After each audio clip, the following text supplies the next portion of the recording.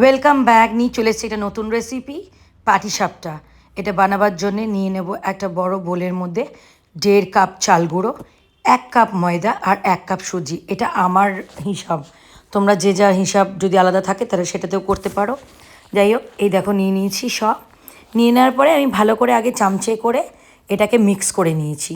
আর এর মধ্যে না আমি চিনি একদমই মিক্স করিনি, না চিনি ইউজ করেছি।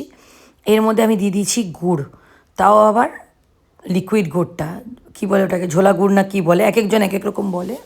যাই হোক, তো এই দেখো দিয়ে দিলাম ওর মধ্যে গুড়। এবার গুড় দিয়ে এটাকে ভালো করে মিক্স করেছি, গুড় দিয়ে জল দিয়ে। তো ম্যাক্সিমামটাই গুড় ছিল।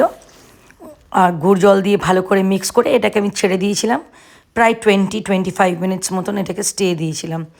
আর তার মাঝখানে আমি নিয়ে নিয়েছিলাম খোয়া, রেডিমেড খোয়া এনেছিলাম দোকান থেকে, যার মধ্যে চিনি টিনি অলরেডি দেওয়া ছিল। তো আমাকে ওটা নিয়েও কাসরত করতে হয়নি। নিয়ে খোয়াটাকে আমি শুধু মাইক্রোওভেনে একটু হিট করে নিয়েছি 30 সেকেন্ডসের জন্যে। 30 সেকেন্ডস হিট করে নেওয়ার জন্যে খুবই ভালো একটা টেক্সচার চলে এসেছিলো। এই দেখুন, এটা হচ্ছে ব্যাটারটার টেক্সচার, আর এই হলো সফট খোয়া।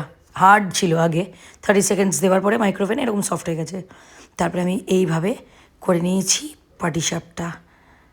এই দেখুন, হাফ কিলো খোয়া ছিল, আর যেটা ব্যাটারের বললাম মেজারমেন্ট, এইভাবে পাটিসাপটাগুলো বানিয়ে নিয়েছি। যদি রেসিপিটা ভালো লাগে, লাইক শেয়ার কমেন্ট করতে প্লিজ ভুলবেন না, ঠিক আছে? অতি অবশ্যই আমাকে সাবস্ক্রাইব করুন আর ফলো করুন আমার চ্যানেল। থ্যাংক ইউ সবাইকে আমার ভিডিও দেখার জন্যে। আরও নতুন নতুন ভিডিও আপনাদের জন্যে আসতে চলেছে। Thank you.